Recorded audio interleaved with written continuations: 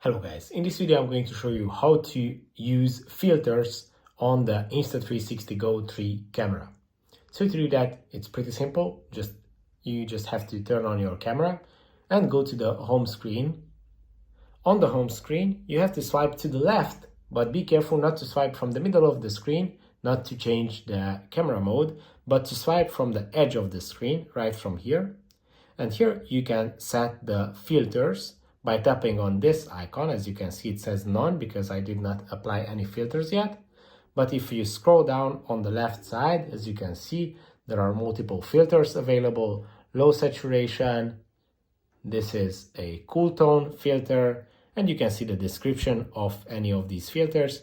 And when you set the filter, it is going to record in this coloring type, or you can just set it to none.